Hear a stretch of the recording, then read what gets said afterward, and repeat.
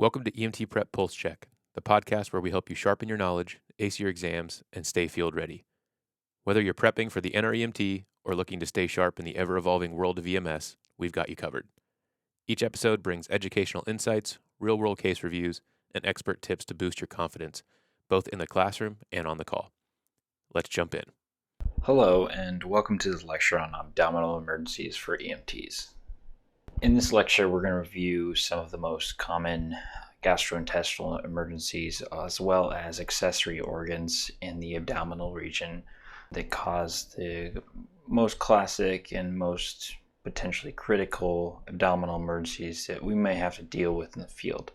There's also a few other differential diagnoses we should always be considering when talking about abdominal emergencies, just so that when we are applying this information in the field, we don't neglect to review those differentials and rule in or rule out their potential role in what we are seeing in the patient that day. When it comes to most disease processes, pain is probably one of the most common symptoms, and this is especially true in abdominal emergencies. One of the most common thought about complaints is abdominal pain or discomfort. And so when it comes to abdominal pain or just pain in general, there are three different types we want to look out for. And that's visceral, somatic, and referred pain. First, visceral pain. This is a pain that occurs in hollow organs and the spaces of solid organs. So for example, the appendix is a hollow organ.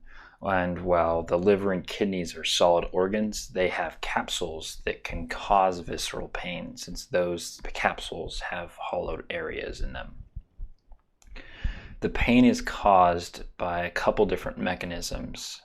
It can either be distension, which is the stretching or inflation of those hollow spaces, or inflammation of those spaces, as well as ischemia, or lack or insufficient blood supply to those tissues. This pain is characterized as being vague, non-specific, kind of hard to identify, commonly associated with nausea and vomiting, maybe diaphoresis or sweating. And there's commonly a sympathetic response. So the patient might be tachycardic, the patient might be tachyapneic, and just kind of generally look like they're on this kind of state of alert. Next, we have somatic pain. Somatic pain is a sharp, very specific type of pain which causes irritation that can either be bacterial or chemical. So somatic pain can also be associated with, for example, appendicitis, or when that appendix ruptures, because when the appendix ruptures, the bacteria or chemicals that are inside that inflamed appendix are going to enter the peritoneum, the peritoneal cavity, and that cavity is going to eventually become inflamed, potentially infected, causing peritonitis, and you're going to have somatic pain response because of that irritation. This is a useful pain because it's very specific. The patient will be able to tell you the pain is happening right here. It was sudden. It came on when I was maybe doing this. That information is going to help associate the pain with a specific potential diagnosis and maybe rule out some other pains and maybe rule in like a specific onset and a very specific area that it is associated with. Due to the bacterial chemical cause of this pain, it's important to think about the risk of sepsis and the mortality risk for these patients because it's associated with bacterial chemical introduction into an area that is not meant for it. Commonly thought of as the peritoneum will probably be one of the most common areas since it surrounds most of the abdominal cavity. We're going to very much have a high consideration for sepsis and want to make sure that we're treating these patients and looking out for that risk and presence of that disease. Referred pain is a pain that doesn't occur in the area that it's felt. It actually originates in a different region and migrates over to that area. The exact reason why this occurs is due to the embryonic development and how some of the neural pathways to our internal organs and internal structures actually form and intercross one another. So there's kind of some traffic delay in these neural pathways, and they send information to a different area when it's actually being caused in one area. The most famous one that is discussed relatively frequently is due to myocardial infarctions. And a very classic sign, generally associated with men more than women, is radiating pain to the arm and jaw. Of course, a myocardial infarction is not occurring in the arm or the jaw, but because of those neural pathway developments, the patient feels that pain instead of feeling that pain, in their heart itself. Here are some examples of referred pain in the abdomen. So first, the liver, if it has some type of issue that is occurring, maybe it's infected, maybe there's some irritation, maybe some chemical irritation. Sometimes that pain might not be there in the liver, but referred to, for example, the right shoulder. Appendicitis is generally localized in the same area, but there's a bit of a referred pain to the lower right abdominal quadrant. Cholecystitis, pancreatitis, and duodenal ulcers all cause upper right abdominal quadrant pain, which is almost into the thorax, into the kind of lower portion of the thorax next to the rib cage. Cholecystitis, this can cause right-sided lower back pain. If you're unfamiliar with what cholecystitis is the formation of gallstones, most commonly, but the inflammation of the gallbladder, to be specific. And pancreatitis is our next one, and that causes a lower back pain or posterior left shoulder pain. If you know where the pancreatitis is, it's just next to your stomach in your left quadrant of your abdominal area. So, causing lower back pain would definitely be a little bit different area than where that organ actually is located. Next, we have renal colic pain or kidney dysfunction, and this can cause also lower back pain. Or upper left quadrant pain that also kind of is pretty high in that quadrant, approaches the rib or thorax region. And then our last one is ureterocolic pain. This is pain that goes along the margin of the abdominal and left iliac region, to be specific. But if you imagine where your abdominal margin meets your left hip, in that kind of crease, that is where this pain is generally radiated to. Here's just a general diagram of our GI tract. We're going to be talking about probably all of these organs shortly. In the lower portion, we're going to stay away from everything above the stomach and focus on all those organs to the distal area. So we've just been talking about some different abdominal regions. Here is a diagram that breaks it down into 9 different abdominal regions. Most commonly, we use a 4-quadrant system instead of a 9-quadrant system. So line splits the human body down the medial area of this image, and then also transversely along the umbilicus. And that gives you four different quadrants. You have left upper quadrant, left lower quadrant, right lower quadrant, and right upper quadrant, and all your organs associated in those quadrants. It's very useful to start to familiarize yourself with where those organs are located in the abdominal cavity and in those quadrants. Some are taking up more than one quadrant. And then you can look into some literature that talks about, where you feel that pain. We just talked about where pain radiates based off those quadrants.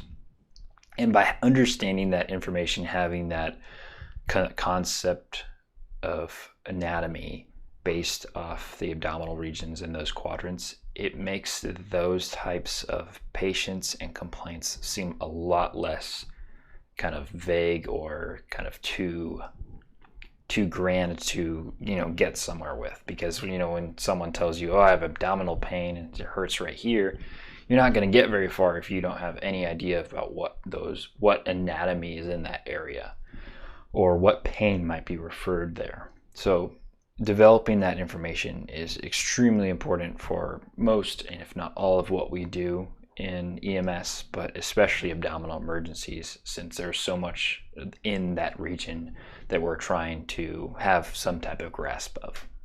Now that we reviewed pain, we're going to move on to other symptoms with abdominal emergencies.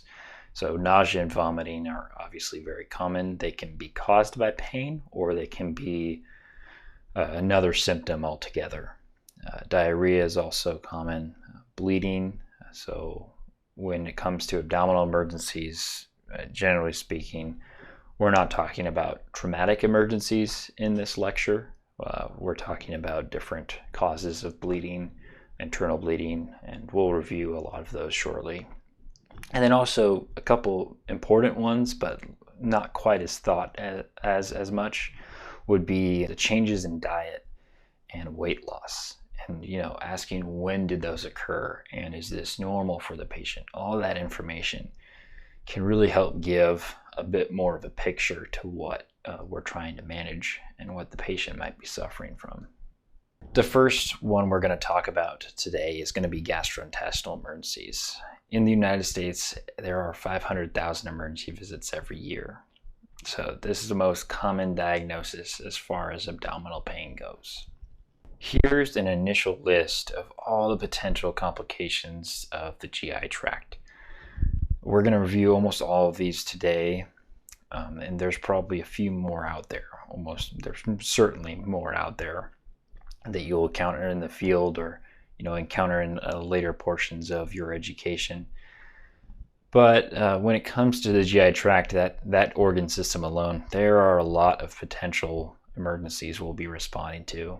So the best way to think about this is, especially as you're starting out and developing your base of knowledge, is that maybe all you can do is say, I think that this is being caused specifically at the GI tract itself. You might not be able to say, oh, well, it's inflammatory bowel disease. It's not your job to necessarily diagnose our patients. It's important that we have that information so that we can start to understand and forecast where our patients might be going and provide that highest level of care.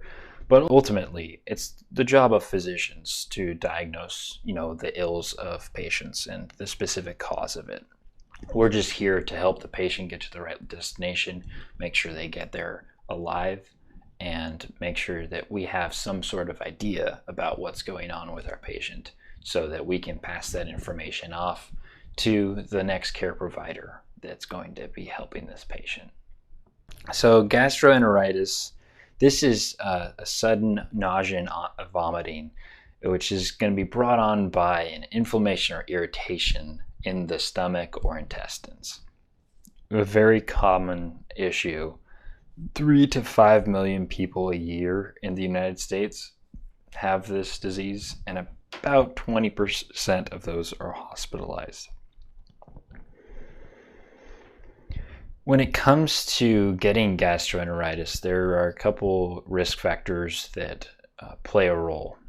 So alcohol or tobacco abuse can certainly cause gastroenteritis. Both of those substances will lead to irritation and issues with the mucosal layer of the gastrointestinal system, which is going to increase your chance of getting inflammation and irritation in that area. If you overuse non-steroidal anti-inflammatory drugs, one of the most common would be ibuprofen. These types of drugs can be very caustic on the GI system. Another good point with some of these drugs is that some of them, especially ibuprofen, when it's made in different ways, if you eat them on an empty stomach or take them on an empty stomach, they can cause really severe abdominal pain because of that irritation that's going to be caused on the gastrointestinal lining. And over time, if you have a habit of taking those drugs, especially on empty stomach, that can cause issues for the patient. Increased stress levels can cause a lot of different issues in the body. Gastroenteritis is just one of the abdominal emergencies that will be increased due to stress levels. Chemotherapy can cause issues with the regeneration of the gastrointestinal lining and the mucosal layer in there. Obviously, the ingestion of any acidic or alkalitic agents can cause severe acute damage to the gastrointestinal system. And lastly, consumption of contaminated food or water and the presence of a bacteria in those areas can cause gastroenteritis. There's some association with swimming in infected water and gastroenteritis, but that's more likely caused because the swimmer ingested some of the water, not just the act of swimming in the water would potentially cause this disease. The signs and symptoms associated with this condition, so kind of very similar to the flu to some extent. So you have that general malaise, you're just not feeling good, maybe some aches, and fever is common along with diarrhea. Nausea and vomiting is not on this list, but it of course is a symptom for gastroenteritis. And then dehydration. So when it comes to gastroenteritis, we don't necessarily think of this disease as a life threat, but it certainly can be, especially in areas in third world countries. It's much more common to be an issue because of dehydration. If a patient is having diarrhea for long periods of time, if they're vomiting and not able to keep fluid down, it's very easy you're not having any intake and you're expelling more water than you should be. It's very easy to come into a dehydrated state and even enter a shock state due to low fluid in your system. So hypotension, tachycardia, pale, cool, clammy skin, all those symptoms are associated with shock, and that can lead to worse issues. So always be looking out for that. And then lastly, because of the fluid imbalance in these patients, there might be an electrolyte abnormality, and you might even see some ECG changes.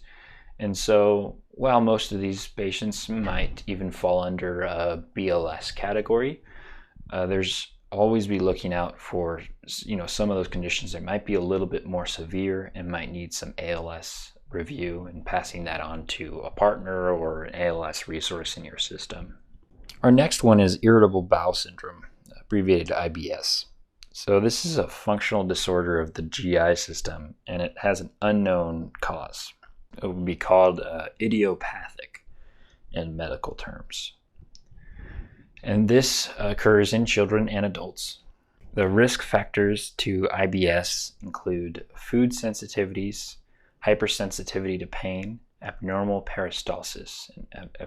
Peristalsis is the muscular movement, the wave-like movement of the abdominal muscles or not abdominal muscles as much as the muscles around the GI tract itself that help move food down your GI tract. It's not something that you control, it just happens spontaneously. And then hormonal imbalances can also cause issues along with hereditary factors, depression and anxiety.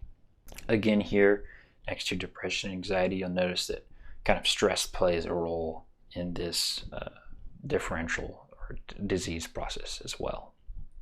Signs and symptoms of IBS include abdominal pain, just relatively generally, cramping, increased gas, altered bowel habits, food intolerance, and abdominal distension or bloating. So there's not a lot here that's going to really show, oh, this must be IBS. So, but when it comes to your emergencies, it can be kind of one of those ones you think about, and it can, relatively benign disease process to some extent, but it certainly is not going to lead to a decent life or quality of life for the patient. So making sure that they can get the help they need so that over time that they may not have to deal with such a discomfort and unfortunate reality is important. Next, we have peptic ulcers. So these are essentially complete erosions of the mucosal layer due to excessive gastric acid in the area that they occur. They can occur anywhere along the GI tract, and two of the different categories would be duodenal ulcers in the small intestine and gastric ulcers in the stomach itself. There are about 500,000 new cases each year in the United States. When it comes to getting peptic ulcers, males are 4 times more likely than females to suffer from this condition. Patients that are greater than 50 years old but work a job that is physically demanding are more likely to develop gastric ulcers.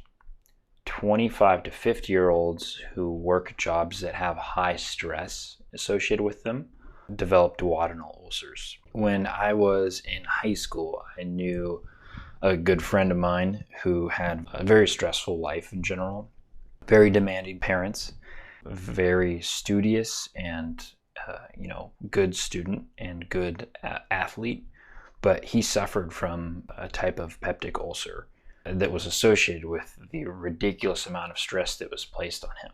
So just kind of giving you a little bit of, it's not statistics, but it is important to kind of look out for that patient that might be suffering from a level of stress that you wouldn't necessarily expect at that age, or just generally expect for this condition, and keeping an eye out for that as well, for as far as a risk factor goes. And then there's a genetic predisposition for them, and again, abuse of NSAIDs such as ibuprofen or aspirin can cause degradation to the gastrointestinal lining that can lead to peptic ulcers. The signs and symptoms of peptic ulcers will be dependent on whether they're a gastric or duodenal, although some of those signs and symptoms overlap. When it comes to gastric ulcers, increased pain during ingestion or on a full stomach occurs. And that makes sense, since the ulcer itself is inside the stomach. The food enters the stomach, you're going to increase gastric acid when the food enters the stomach, and all of that is going to irritate that ulcer that's inside on that lining of the stomach. When it comes to duodenal ulcers, which are in the small intestine, increased pain when stomach is empty and at night. And this makes sense because that food and those acids and all those juices are leaving the stomach after you've ingested it. So you'll be fine while you're eating, but then later on you're going to develop some issues and pain. These patients that have peptic ulcers may also suffer from a chronic slow bleed that can lead to anemia or low red blood cell count. This is really important to be aware of because the patient themselves may not be aware that this is something associated with their ulcers, or maybe they don't have ulcers diagnosed yet by a physician. And, while an ulcer may be something that you can deal with some pain management, some dietary restrictions, if you're having a slow bleed, the risks of anemia the patient needs to be aware of those. And as a provider, we need to be aware of those if we start seeing signs and symptoms of an anemic patient in someone who has, for example, ulcers, being able to advise them and get them to definitive care so that can be determined whether there's some greater issue occurring with their disease. When it comes to the pain that these patients suffer from, it can be localized or diffuse. If the patient suffers from sudden, acute, severe pain, this suggests a potential rupture of the ulcer and then a severe life-threatening hemorrhage.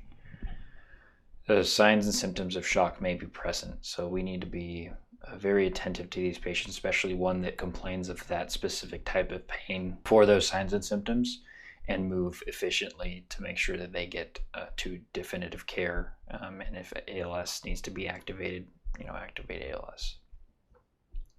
And then lastly, probably one of the most common signs and symptoms for peptic ulcers would be nausea and vomiting. The next condition that we're going to talk about are hernias. Hernias are when an internal organ or another body part is forced through the wall of muscle or tissue that normally covers it. There are a couple different types of hernias. In fact, there are more than the ones we're going to talk about here, but here are some of the most common. We have inguinal hernia and femoral hernia. These two make up 70 to 80% of cases. Then we have umbilical hernia, incisional hernia, and diaphragmatic hernia. So inguinal hernia, those are going to occur next to your groin region. Femoral hernia is going to occur next to your femur. Umbilical hernia is going to occur next to your umbilicus.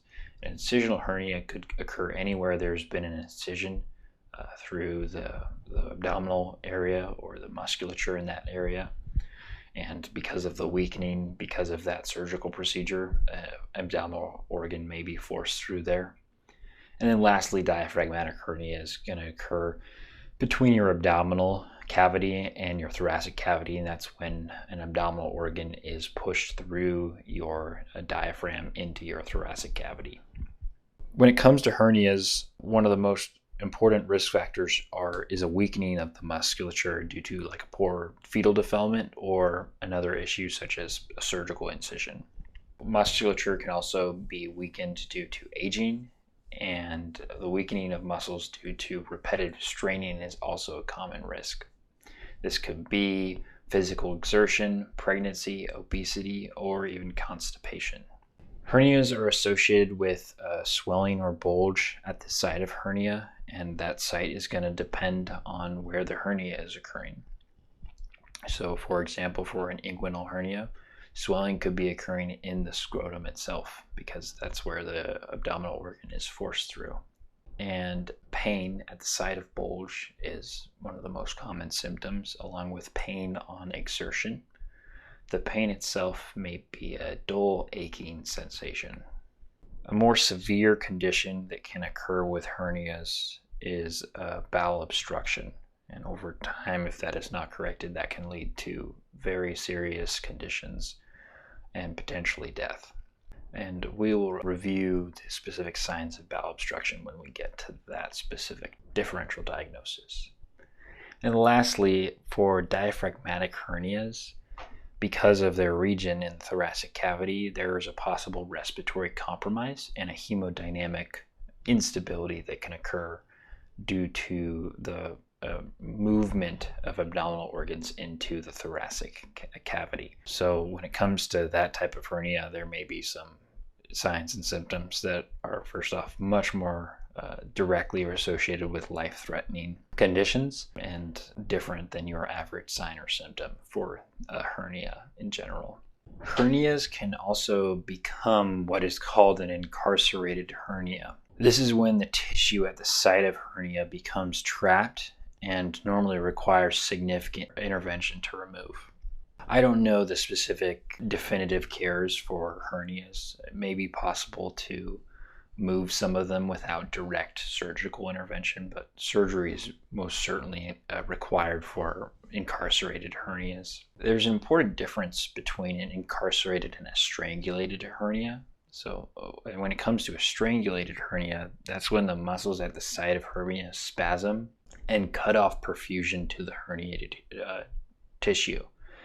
This can lead to ischemia of that tissue and then tissue necrosis or death of that tissue.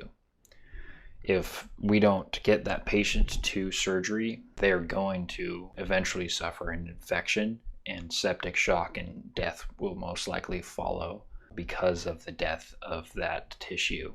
A patient can have an incarcerated hernia that is not strangulated, but can't have a strangulated hernia that's not incarcerated, if you're thinking of those two hernias together. Bowel obstruction. So we mentioned this one with hernias, which hernias is one of the potential causes of bowel obstruction, but there's actually a lot of different causes as far as what can cause a bowel obstruction. But this is when the lumen, which is the inner space of a tube in the body, or in this case the GI tract, is blocked in either the small or large intestines. This blockage can be partial or complete, and this condition can be critical and life-threatening if it is not identified and gotten that patient to definitive care, which in this case is a surgical correction. Some of the causes, we just talked about hernias as one of the potential causes. Another cause is intussusception, a pretty interesting word in and of itself.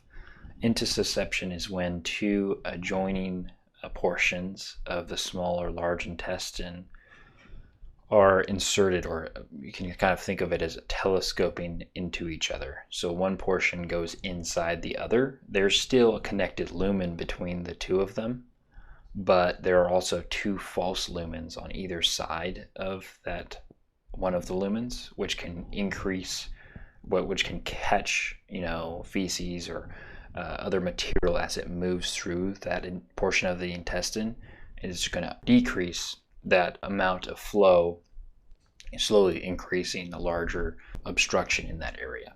A volvulus is when actual knot is tied in the intestine, which is most certainly going to create a problem and an obstruction. And then lastly, adhesions are when different portions of tissue or tissue growth occur. It can kind of cause scarring, and because of how that tissue growth and connection occurs, which is irregular and not natural in its origin, can cause an obstruction as well. And so all four of those make up 70% of our cases. Next, we have foreign bodies, gallstones, tumors, and surgical adhesions that occur due to the surgery can cause different scar tissues to develop. And then identifying different sizes of bowel obstructions and their causes. Crohn's disease and diverticulitis are two we're going to talk about shortly, those diseases by themselves. But a Crohn's disease can lead and is associated with a smaller bowel obstruction, maybe in a partial one, while diverticulitis is associated with large bowel obstructions. When it comes to complaints and signs with bowel obstructions, there may be a chronic or gradual change, or there might be acute. And that's going to depend with the type of bowel obstruction we're dealing with. If you think about, we'll just take intestinal intussusception versus intestinal volvulus. A volvulus is an actual knot in the bowel itself, while intussusception is just a partial, essentially, reduction in lumen size and a false lumen creation. I would imagine that intussusception would have a more gradual onset to a full bowel obstruction, while volvus, which has an actual complete obstruction of the intestine, would more than likely cause acute signs and symptoms that the patient would be suffering from. When it comes to chronic signs and symptoms, we're going to have decreased appetite, weight loss, fever, malaise, nausea, and vomiting. And all of that's going to probably be, occurring over a period of time. Acute would include sudden pain suggesting ischemia or loss of perfusion to a portion of the tissue, the evidence of a strangulated hernia, or foreign body obstruction. The vomiting of bile is common when it comes to bowel obstructions because they might not be eating much and there's nothing for them to move past or move through their body. So what they're vomiting up is more than likely bile. Signs of shock may be present along with peritonitis. So if they start having tissue necrosis, for example, in an intestinal volvulus or a strangulated hernia, which becomes infected, necrotic, that might lead to an infection of peritoneum. These patients might also be tender to palpation at the site of the obstruction, which will more likely be in the lower quadrants of the stomach, but we can't isolate them to one area because the obstruction could occur anywhere along the small and large intestine. And there may be absent bowel sounds distal of the obstruction. When it comes to bowel sounds, that's not something we frequently get in the field, partially because we are more focused with life-threatening conditions. And while bowel sounds are certainly a very important and useful sign that we can acquire in the medical field and profession, in general, EMS has never been something that focused on them. That said, when you're going through your clinical experiences and in the hospital setting, this would be an excellent thing to ask nurses about, since they are much more likely to use them and apply them in their professional capacity. And they can definitely give you some hints as far as how to use them and when it's really, really important to gather them. In general, I don't see it changing much in EMS as far as us acquiring bowel sounds, but when it's all said and done, it is part of our scope, and it is something that we should not neglect to be familiar with. Next, we have inflammatory bowel disease. There are two different types of inflammatory bowel disease. We have ulcerative colitis and Crohn's disease. So I should say that these two types of inflammatory bowel disease, they're the two idiopathic types of inflammatory bowel disease. Idiopathic means an unknown origin. We talked about a few diseases earlier that have an unknown origin. With all the advances of medicine, we most certainly don't know anything. And idiopathic, if you ever see that associated with something, essentially means we don't know why this is occurring. Ulcerative colitis is when there is a development of chronic ulcers throughout the colon or large intestine. These eventually cause granular scars to develop over the healed ulcers, and there's about 10,000 new cases a year in the United States. When it comes to risk factors for this disease, it's much more common in the Western Hemisphere. There are a lot of different idiopathic diseases that are associated with Western Hemisphere rather than third world countries in general. Ulcerative colitis is most common in 20 to 40-year-olds. It is associated with psychological stress. There may be allergies associated with it, along with toxic exposure, immunological disorder, or infection. So GI bleeds can occur, be lower GI bleeds. This results in bloody diarrhea, which more than likely may be in a bright red color if it's a fresh bleed, or it might have a more tarry appearance if it is a higher in the colon or a very slow bleed. There may also be mucus that's present in the stool due to the ulcers and scars.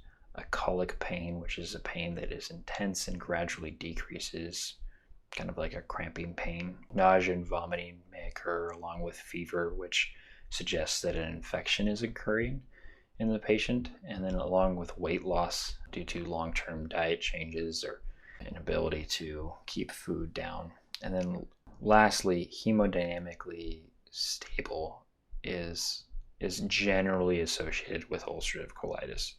Doesn't mean that the patient can't have something else that's going on that can lead to a state that the patient might have life threats and not be hemodynamically stable. For example, if they develop an infection, a fever, that might lead to a septic condition. So make sure that while this is a generally stable disease, you're still looking out for all those life threats, your patient assessment algorithms. Next, we have Crohn's disease, our other idiopathic inflammatory bowel disorder. This disease is kind of similar to our last one, but it can occur anywhere from the mouth to the rectum. It's damage to the mucosal layer, which creates granulomas, these like fibrous masses, and they eventually break down and shorten the lumen, or again, the opening of the GI tract, which can lead to, as we talked about earlier, bowel obstructions. 200,000 to 300,000 cases a year in the United States. There's a strong genetic component. Again, it's more common in the Western Hemisphere than other regions of the world, and white females have a higher incidence of this disease, along with patients that suffer from frequent stress. Crohn's disease is associated with nausea and vomiting, GI bleeding. That bleeding could be upper or lower, depending on where the actual granulomas are occurring. Weight loss, intermittent abdominal pain and cramping. We can't localize it to one area of the GI tract because Crohn's disease can affect anywhere along the GI tract. Diarrhea, fever, which would suggest an infection, and lastly, bowel obstruction. And bowel obstructions are associated with severe cases of Crohn's disease. Diverticulitis is the inflammation or infection of these small pouches that protrude out of the intestine in the condition diverticulosis. Diverticulosis is a condition that has no symptoms or signs. It simply speaks to the fact that they have these pouches in their intestines, and they're relatively benign until they accumulate a lot of fecal material, which then can become infected and inflamed, which will lead to diverticulitis. Diverticula, or the pouches, are present in about 1/2 of patients that are over 60 years old. Diverticulitis most commonly going to be in older populations because of the higher presence of those diverticulae. The patients that have diverticulosis obviously are going to have a higher risk factor for diverticulitis.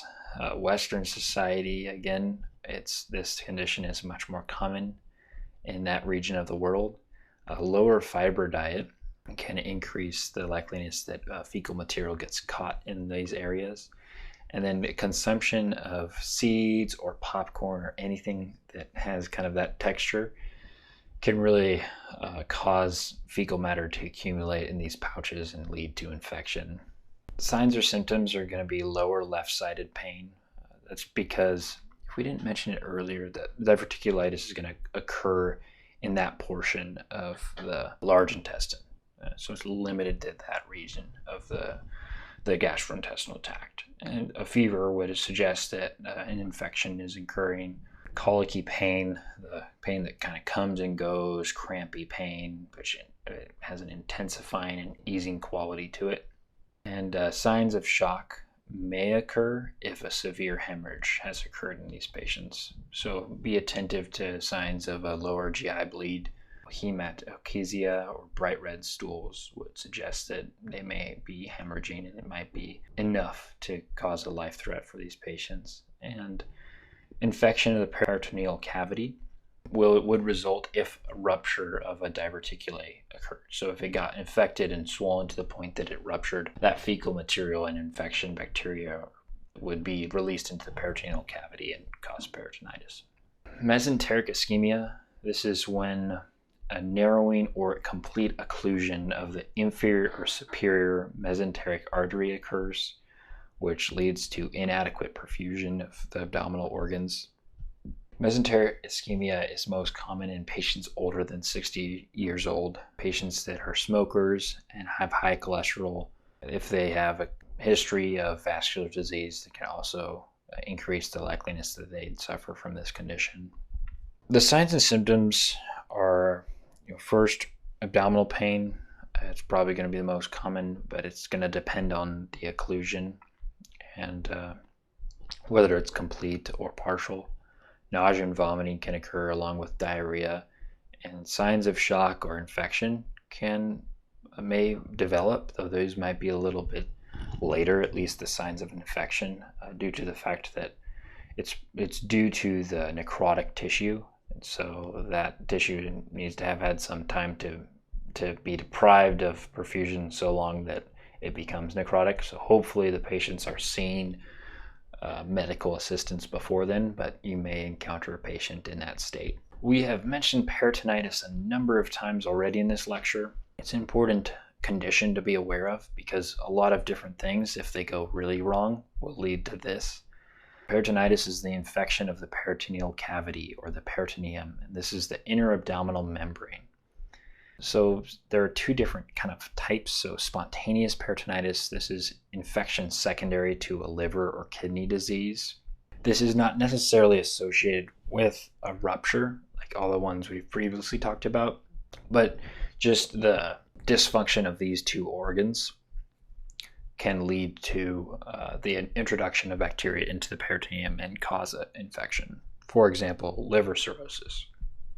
Secondary peritonitis is when that rupture occurs of an existing infection or organ that's been obstructed or distended by, a backup of fecal matter or backup of in the stomach lining, one of those. And some of the different options that can cause this include appendicitis, bowel obstruction, diverticulitis, so on and so forth.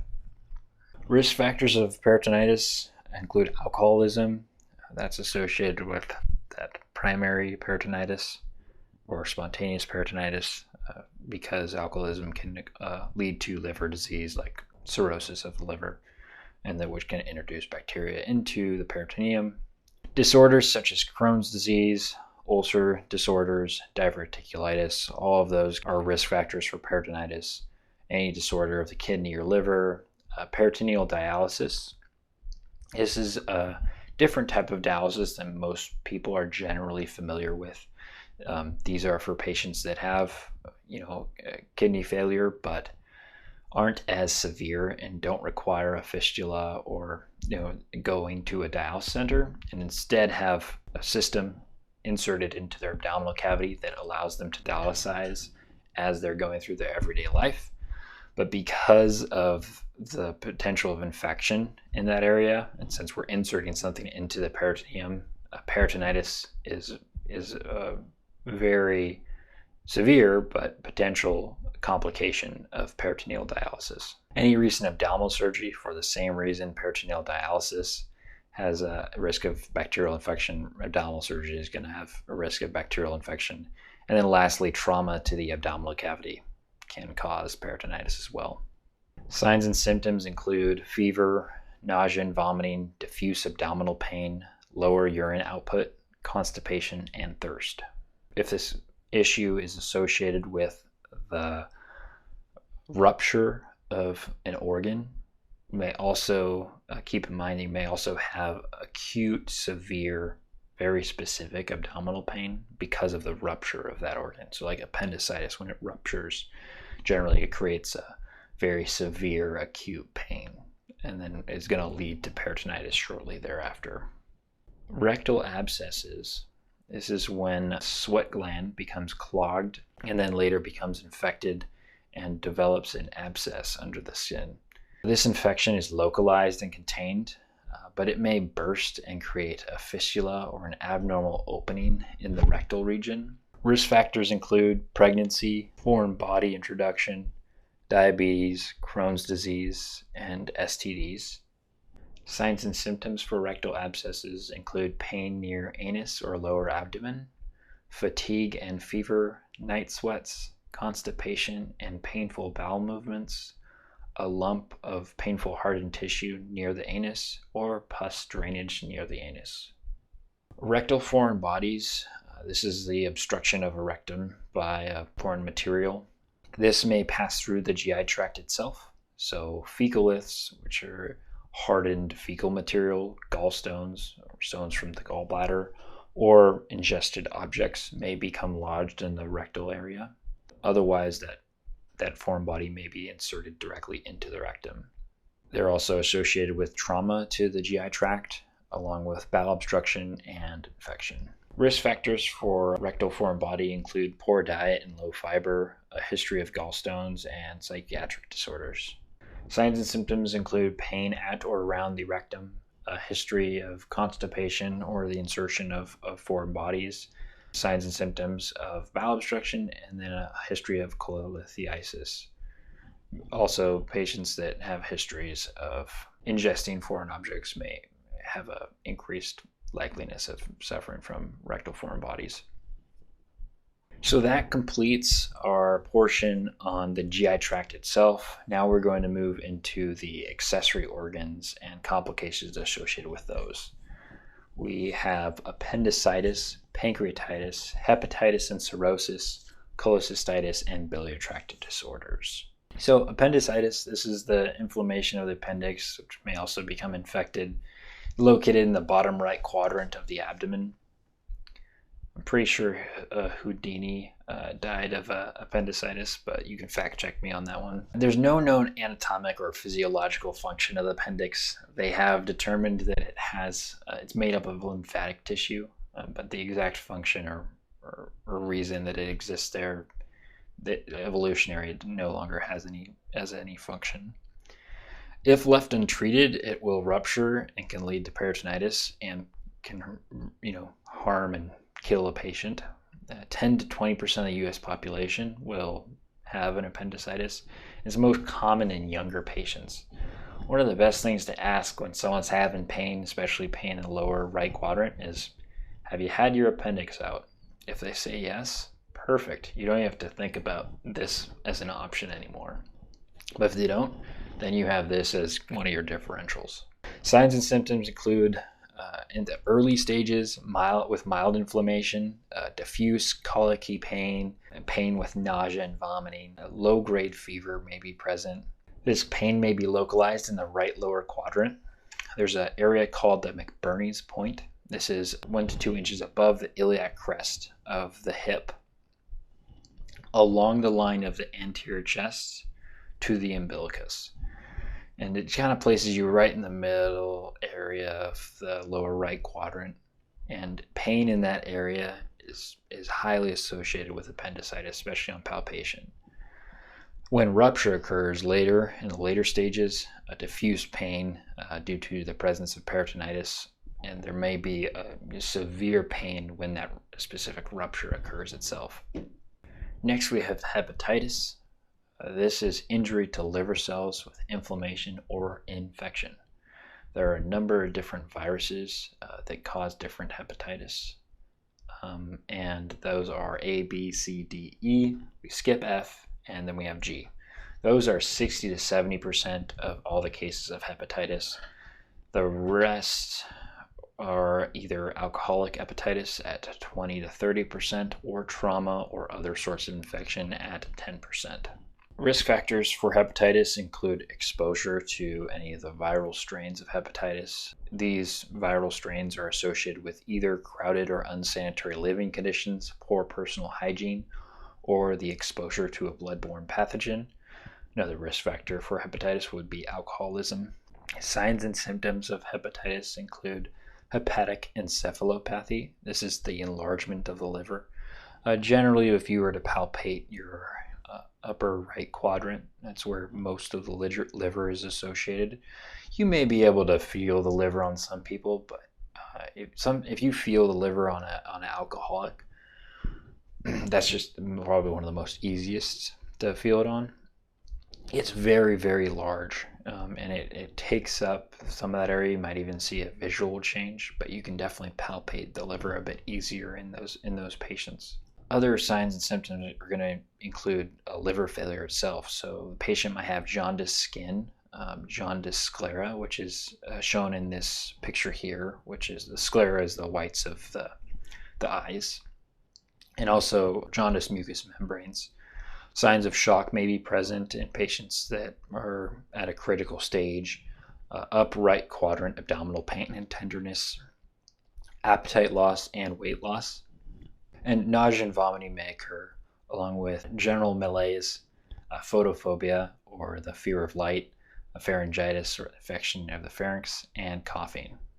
Now we're going to review the different viral strains of hepatitis. So hepatitis A is the oral fecal route of hepatitis.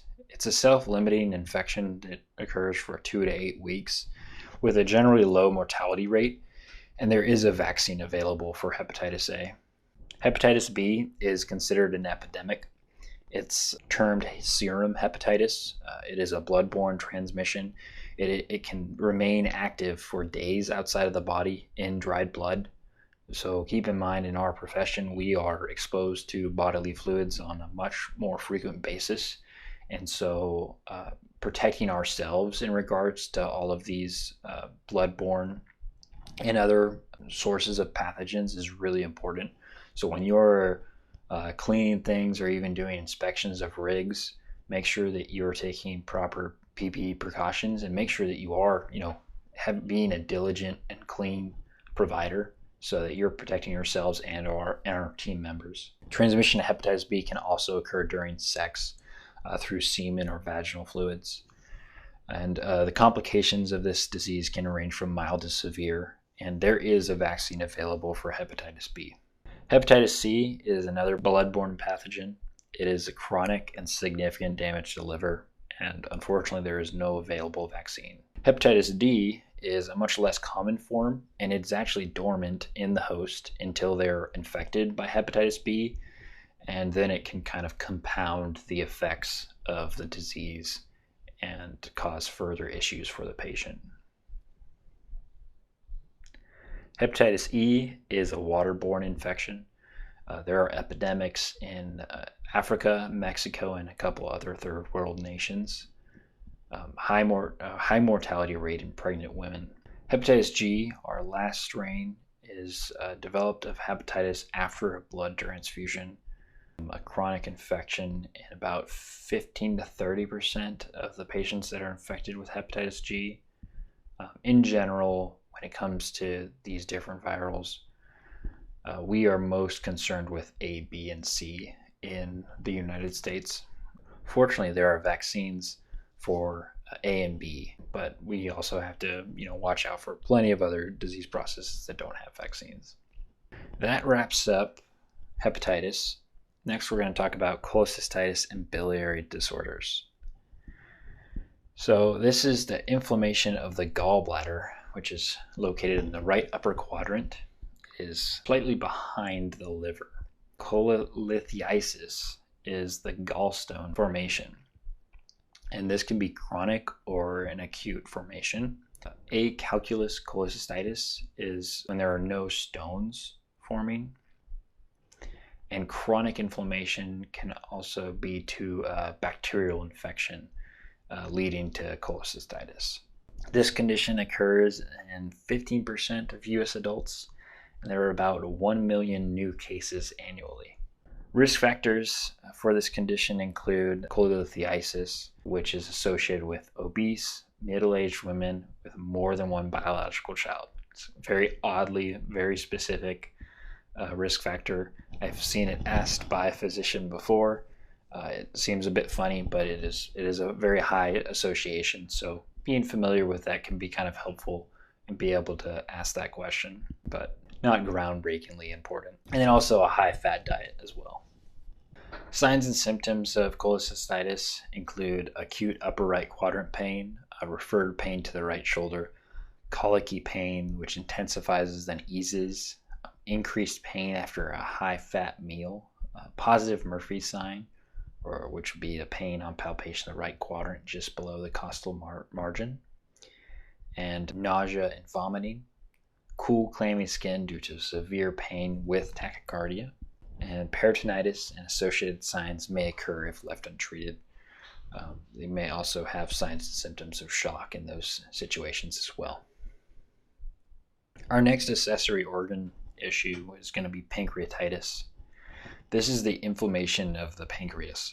Metabolic causes or alcoholism makes up 80% of cases. It is widespread in the United States due to the significant prevalence of alcoholism in the United States. It can also have a mechanical cause, which would be due to a gallstone or lipid obstruction. It could be like 9% of cases.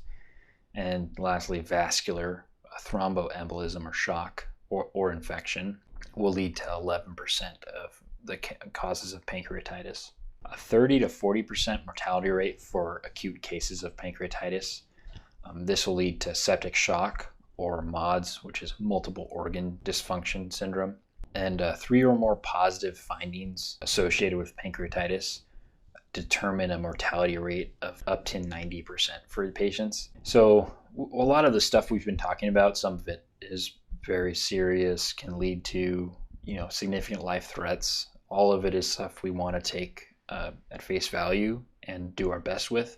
But when it comes to pancreatitis and the mortality rate associated with it, it's one of the highest that we're talking about today, except in the cases in which patients are already in shock or an infected state. Pancreatitis is going to be one of the most serious things we've discussed so far today.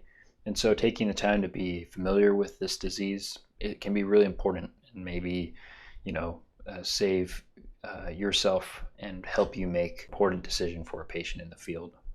As this disease progresses, an internal hemorrhage may occur that can lead to, shock and eventual death, unfortunately. Risk factors for pancreatitis include alcoholism and then patients that have the related disorders that can cause obstruction of the pancreas, including the hepatic encephalopathy, hepatic cirrhosis, and hepatic failure. Signs and symptoms of pancreatitis include intense abdominal pain. This amount of pain is going to reflect the amount of tissue associated with the infection. And so this pain is going to be located in the left upper quadrant, and radiation to the back or epigastric region may occur. Nausea and vomiting is common, along with ecchymosis, upper left quadrant with mass. So there may be an actual swelling in that area. Bruising along that sign is a specific sign called the Gray-Turner's sign. Being familiar with that and those types of bruisings, along with the Cullen's sign for other disease processes and internal hemorrhage, is really important at the EMT level and all levels of emergency medicine. So familiarize yourself with those signs so that you can comfortably identify those in the field. Patients may also be tachycardic and diaphoretic, along with signs of shock and hypotension. And surgical scars from previous interventions and removal of portions of the pancreas may be present and suggest pancreatitis or chronic pancreatitis that has been dealt with in the past. So that wraps up all of our disease processes related to the gastrointestinal tract and accessory organs. We're not going to talk about more different abdominal emergencies today in this lecture, but I do want to highlight two other systems that we should think about whenever we're thinking about this region of the body. First one is going to be sex-related abdominal emergencies. Female patients of childbearing age, generally around 14 to 40, don't necessarily, if you're on the border of those, you should still assume that these patients may be pregnant until you know otherwise. It's the safest thing to do for your patient, and it also reminds you that you need to ask those questions. It's a little bit personal, and you'll develop your ways of asking those questions, and you'll be able to see other professionals ask those questions in the field, which will help you kind of ease through that process and make yourself and the patient as comfortable as possible. But potential complications include ectopic pregnancy, abrupto placenta, and spontaneous abortion, along with others. We always want to consider and investigate these as differential diagnoses when they're applicable to our patient. These are not all the emergencies that can occur. We're not going to dive into the signs and symptoms specifically with these, since this is not an OB lecture. But please know that you need to take into account these types of emergencies when you're doing an assessment for, let's say, abdominal pain complaint. Next, and the other system that we want to also think about with abdominal presentation is our cardiovascular conditions. There are two that we want to definitely look out for, and that's going to be abdominal aortic aneurysm and myocardial infarction. Abdominal aortic aneurysm is the enlargement of the abdominal aorta and the weakening of the walls. A dissection can also occur in the inner layer of the artery, and it can create a false lumen and create other signs and symptoms and complications for this condition. Risk factors for abdominal aortic aneurysm include vascular disease, high blood pressure, tobacco use, the elderly, and white males specifically. Signs and symptoms include deep pain in the abdomen or side, back pain, a pulse near the belly button, tachycardia, hemodynamic instability suggesting a hemorrhage, and a tearing sensation, which would suggest that a rupture or dissection is occurring, not just an aneurysm. When we're looking at these signs and symptoms, think about for example, back pain, that can be kind of associated, if it's lower back pain, with pancreatitis maybe, or pain in the abdomen or side. There are a lot of different organs in those areas that could potentially be a differential disease for these patients. So that kind of just highlights why we need to always keep this as one of our potential other causes in a different system, but for similar signs and symptoms. So myocardial infarction. Myocardial infarction is an occlusion of a coronary blood vessel, which is going to starve the distal portion of the heart tissue from that occlusion, which will lead to necrosis of that tissue or death of that tissue, and heart dysfunction or potentially death of the patient. The symptoms, as far as an MI goes, there are the classic symptoms, but there's some variety in how they present. That can depend on the patient. Generally speaking, males are more likely to present with the classic signs and symptoms we talk about, while females present generally a bit more different. There's a potential that occurs in all of your patients. Risk factors include an increased risk with age, vascular disease or atherosclerosis, alcohol or tobacco use, high blood pressure, obesity, diabetes, stress or poor exercise, and family history. Signs and symptoms of an MI include chest pain or pressure that radiates to the arm or jaw, nausea and vomiting, indigestion and abdominal pain, arrhythmias, and sudden death. So the two that we're kind of thinking about as far as abdominal emergency goes are going to be that nausea and vomiting and indigestion and abdominal pain. I've never encountered a patient that has been presenting with very odd MI symptoms, but I have heard of a number of different examples of that. I've known of patients that simply started hiccuping, and that was their symptoms. So when you think of hiccups, very benign to some extent, but you'd think maybe abdominal emergency if they're having hiccups. But this patient was actually having an MI, a full-blown heart attack. The reality of these kind of crisscrossing signs and symptoms to different systems and organ systems and different emergency medical conditions just highlights the importance of our breadth of knowledge in this profession, and always keeping your degree of suspicion for those life threats, even with benign signs and symptoms or what you might think is a benign condition, at the higher level, so that we can make sure that nothing, gets by us as far as our patient's health. That concludes our list of differential abdominal emergencies, and now we are going to move into where we start with these patients and how we are going to care for them. We've talked about life threats and the importance of looking out for those in our NREMT assessments and our basics of assessment from an EMT all the way to a paramedic. We always want to make sure we're starting with airway, breathing, and circulation, and then looking for other significant threats for this patient. Whenever we're assessing them, that's where we start. Next, when it comes to abdominal emergencies and complaints that are associated with abdominal emergencies, our goal is to reduce the number of potential causes to the fewest number of differential diagnoses we can come up with. Like we talked about earlier, especially like early on in your career, we don't have imaging technologies. We can't test someone's blood. So we're not expected to say, oh, I think it's this disease. But we should be able to get to, well, I think it's at least this system. I think it's something with their GI tract. And you might be wrong, and that's okay. But as you develop through your education and then continue learning in the profession itself, your ability to guide your treatment to a specific area will get stronger and stronger. When we ask questions of these patients, we want to help eliminate or indicate a potential cause.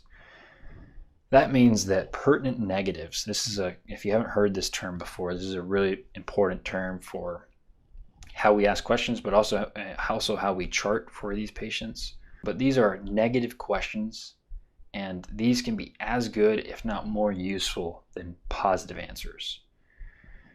So if you ask the patient, well, have you been having nausea and vomiting? No. Okay, that's a pertinent negative to the conditions they're suffering from.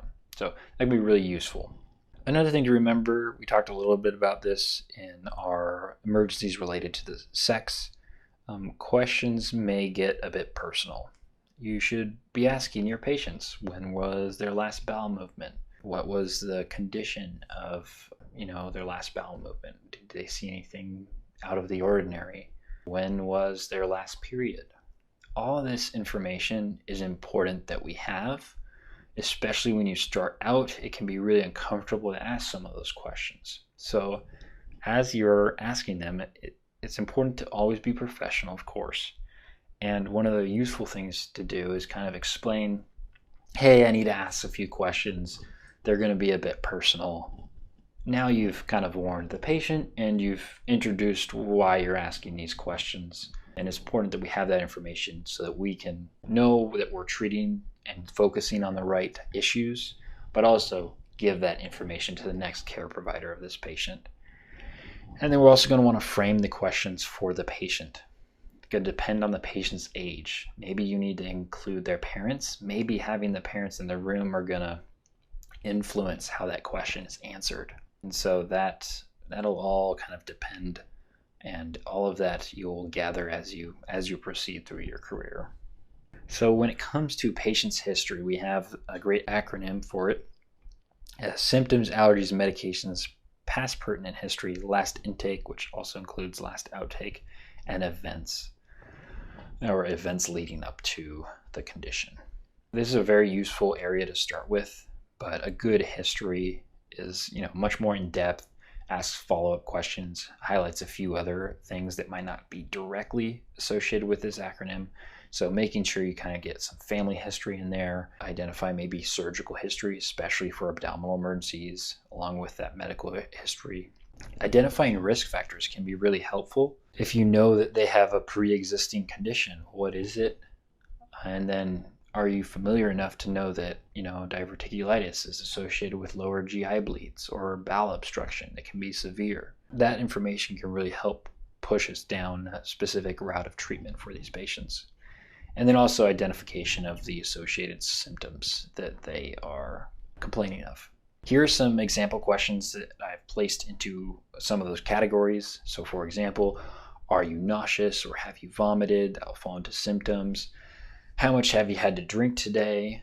How much do you normally drink? That's alcohol intake. Something that's important to ask when you ask someone how much they've had to drink today is to quantify that in objective terms, because what is considered one drink is different for every person. I've been on a patient that said he'd had one drink, and when my partner asked him to say, okay, how much is that? He said an entire 16-ounce glass of hard alcohol, which is actually 16 drinks, not one drink. So that, suggests an extreme alcoholic, and that's going to influence how we care for that patient. So it's really important that we ask that question. Another question, have you ever had your appendix removed? That's going to be surgical history. Have you ever had this type of pain or problem before? That jumps into history and the quality of pain, but it's also really helpful because maybe they saw a physician earlier and the physician was like, oh, that's this. This is what you're suffering from. And the patients might not always give you that information. So asking that can really help trigger them to give you that information. And then, have you been eating or drinking normally? That's going to be your last intake. And then, when was your last normal bowel movement? Did you notice anything different? That's going to be your last outtake, or last bowel movement. Kind of falls into that last intake / last outtake category. Next, we have kind of our pain assessment. I sometimes also use this assessment for other symptoms. Not all of the questions apply for it, but I've used it to kind of help identify how bad nausea and vomiting is, or when this symptom started. So it's not only a pain assessment, but that's what it's generally used for. It's OPQRST: onset, provocation, quality, radiation, severity, and time. So some example questions for these. Onset: was it acute or did it build up gradually? Provocation: does anything make it better or worse? Quality: what does it feel like? Is it burning, sharp, dull, vague? When it comes to quality, sometimes you're going to have to give the patient some words to describe it, but it's best to try and let them use their own words to describe it, so you're not feeding them kind of information. You can kind of walk yourself down the path that you suspect by giving them the type of pain that you think it is, and that might lead you astray as far as your treatment algorithm goes. And radiation, does the pain go anywhere? We've talked about a number of different conditions that cause pain to radiate, so that can be a really important question. Severity, a scale of 1 to 10 is most commonly used, 1 being the least severe and 10 being the most severe pain. That is subjective for every patient. And time, when did it start? Does your pain come and go, or is it constant? And then, again, with these, ask follow-up questions. Don't stop at 1. If you get a little bit of, if you get somewhere, keep trying to dive in a little bit more, as long as you have the time and you have the time to focus on these history questions. Okay, so next we have our physical assessment. This is about as important as our history, but when it comes to abdominal emergencies, our history, after we've dealt with some of our most basic stuff as far as ABCs and life threats go, is going to be one of our most important parts, because it's what's really going to help us rule out certain differentials and rule in others. But a physical assessment is kind of that extra portion to get us a little bit farther down towards a specific line of treatment. The other nice thing about a physical assessment is it doesn't rely on the patient as the historian.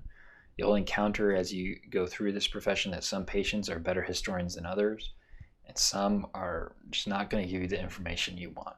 So moving on to our physical assessment. Appearance, skin color, clothing, general health, all that's going to kind of help identify. Clothing and general health are going to help identify, are these patients likely to be having 3 meals a day? Are they likely to maybe live in sanitary conditions?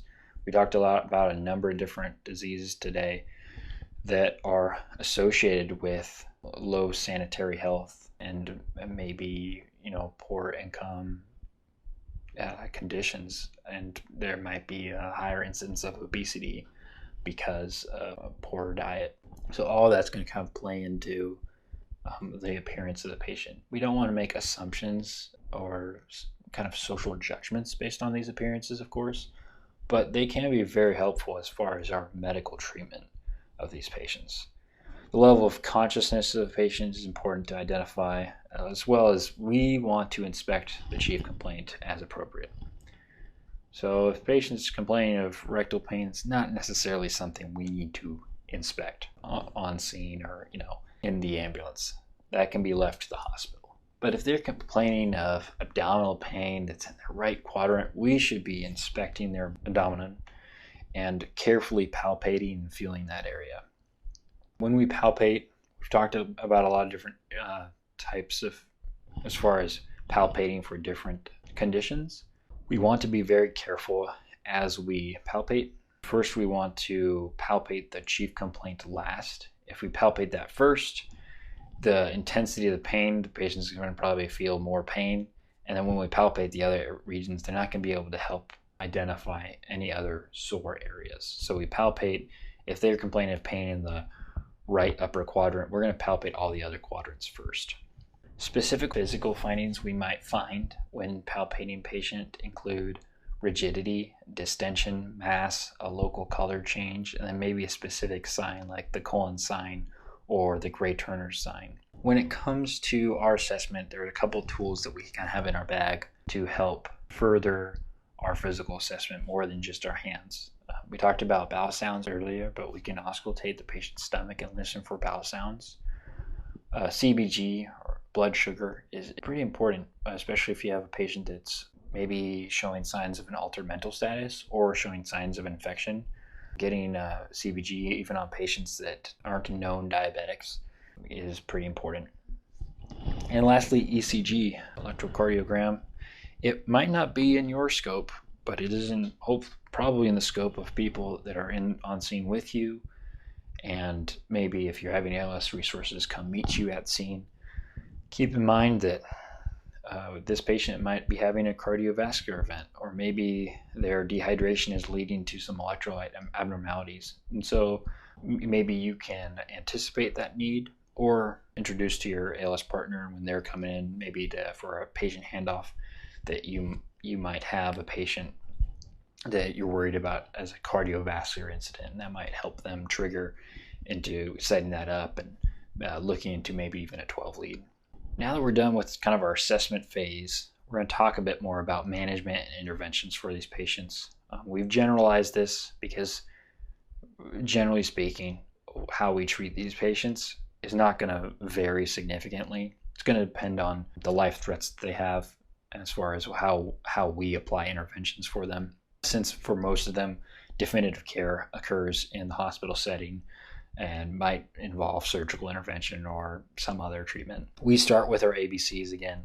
We want to make sure that any life threat we're managing, is their airway open and patent? Are they breathing normally? Do they need assistance with ventilations? Are they circulating? Are they perfusing their body, their extremities? Are there any signs of, a massive hemorrhage? We want to manage those. We go through our assessment and interview that we talked about, collecting vital signs. That's super important. We want to monitor all those vital signs that they're decompensating or signs that they're in shock. A lot of the conditions we've talked about today can lead in severe cases to shock and death. And so being familiar with those signs and symptoms and being very kind of overbearing in the way that you monitor for those is really important. We may need to apply for some oxygen administration for patients that are hypoxic below 94%. For, the mild and chronic conditions that we may encounter, there's a lot of abdominal emergencies you may go on that are, benign. I've been having nausea and vomiting for a day and I just feel lousy. What they need more than likely is palliative care. Don't disregard that they might need to go to the hospital. They may need fluid administration. They might need to be seen by a physician for a more definitive treatment for this condition. And as far as how we treat them, at the EMT level, we're going to try and put them in a position of comfort. And also don't disregard how much discomfort you can help alleviate by speaking to and listening to and communicating with a patient.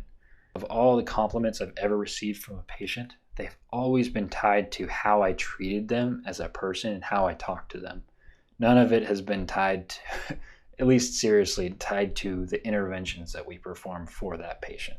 And just that highlights how important in our field that kind of human element is.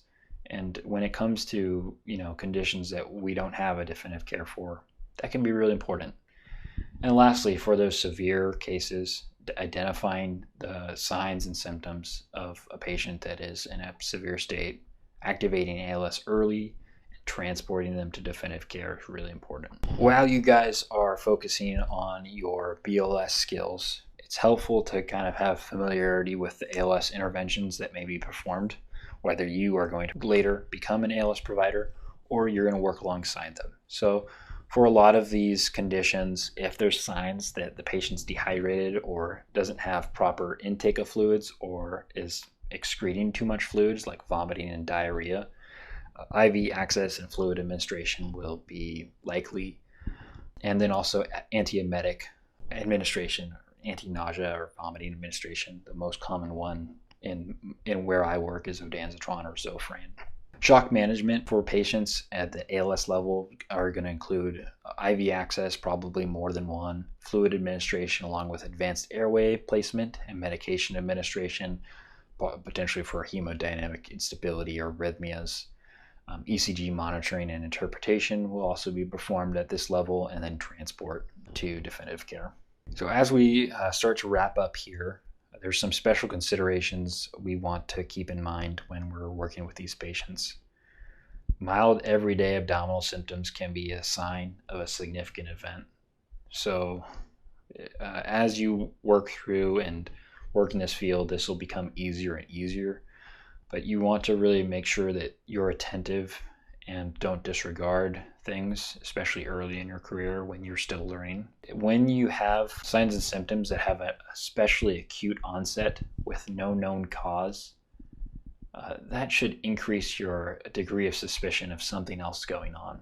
A lot of more benign things happen a bit more gradually. Acute onset is somewhat concerning in and of itself. For example, a myocardial infarction, we talked earlier about the acute onset of hiccups, but that could be, some abdominal pain or some nausea and vomiting. Being attentive to that can be really important. If a patient has consistent abdominal pain for greater than 6 hours, this is actually medically considered a surgical emergency. And so when you're gathering that information, they say, oh man, I've been having some horrible abdominal pain and it's been 7 hours. That's just keep in mind that medically that's considered an actual emergency for that patient. It doesn't necessarily mean that we need to go code 3 to run into the emergency room and do all that stuff, but just look out for worse conditions and signs of shock in these patients especially. And then lastly, don't disregard non-GI or abdominal organ systems like our OB/GYN considerations and cardiovascular concerns for patients. I wish you all the best in your further education and career.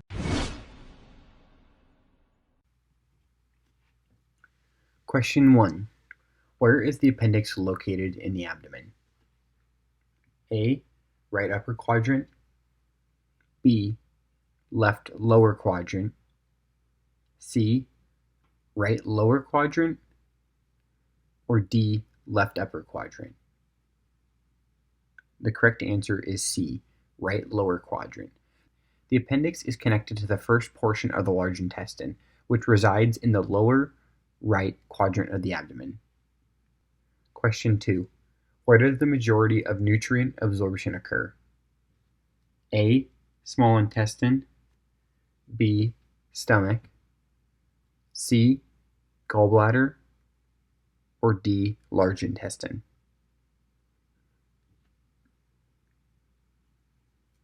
The correct answer is A. Small intestine. More than 90% of the digestive products are absorbed in the small intestine. The stomach helps with breaking down the food, and gallbladder excretes bile into the small intestine to aid with the digestion of fats. The large intestine absorbs the remaining portion of digested material in liquids. Question 3. Where is bile formed? A. The gallbladder. B. The pancreas. C. The liver. Or D. The stomach. The correct answer is C. The liver. Bile is made in the liver and then is moved through the bile ducts to the gallbladder. Question 4. In which quadrant is the gallbladder located? A. Right lower quadrant. B. Left lower quadrant. C. Left upper quadrant. Or D. Right upper quadrant. The correct answer is D. Right upper quadrant. The gallbladder is located just posterior of the liver in the right upper quadrant. Question 5. Which of the following organs is not an intraperitoneal organ? A. The liver. B. The rectum. C. The spleen. Or D. The ileum. The correct answer is B. The rectum. The ileum, jejunum, transverse colon, and sigmoid colon are all intraperitoneal organs. The duodenum, ascending colon, descending colon, and rectum, however, are all retroperitoneal organs. Question 6. A projection of organ or tissue that extends through a hole in the body wall that normally keeps it covered is called what? A. An aneurysm. B. An ulcer. C. A kidney stone. Or D. A hernia. The correct answer is A. A hernia. A hernia is caused when a piece of tissue or organ extends through the body wall that it is supposed to keep it covered. Many people can often live with a hernia for many years as it poses no risk or problem to them. In some instances, however, blood supply to the herniated tissue can be restricted, posing a serious medical problem. Hernias are often easily visible as a mass or a lump under the skin. Question 7. Which organ is present in the right upper quadrant of the abdomen? A. The liver. B. The spleen. C. The appendix. Or D. The sigmoid colon. The correct answer is A, the liver. Of these organs, only the liver is present in the upper right quadrant. The liver is also located in the upper left quadrant, though less of it is present. Other organs located in the upper right quadrant include the gallbladder, stomach, duodenum, right kidney, the head of the pancreas, and the right adrenal gland. Question 8. What is the anatomic point of separation between the thoracic cavity and the abdominal cavity? A, the costal margin, B, the diaphragm, C, the stomach, or D, the sternum? The correct answer is B, the diaphragm. The diaphragm is the separation point between the thoracic and abdominal cavities. The diaphragm contracts along with intercostal muscles, creating a negative pressure within the lungs, allowing air to enter during breathing. Question 9. What volume of blood may be contained inside the abdominal spaces in an adult patient? A, 1 to 2 liters, B, less than 4 liters, C, 0.5 or half a liter, or D, greater than 5 liters. The correct answer is D, greater than 5 liters. The abdominal space is easily distended and can hold significant volumes of blood to the point that internal bleeding into the spaces can lead to shock and death. Question 10. A male patient is found with a knife in the lower left quadrant of their abdomen. Which of the following complications is most likely?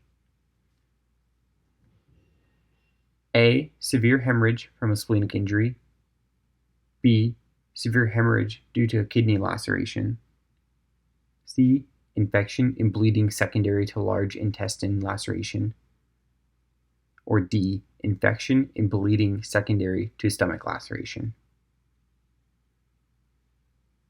The correct answer is C, infection and bleeding secondary to large intestine laceration.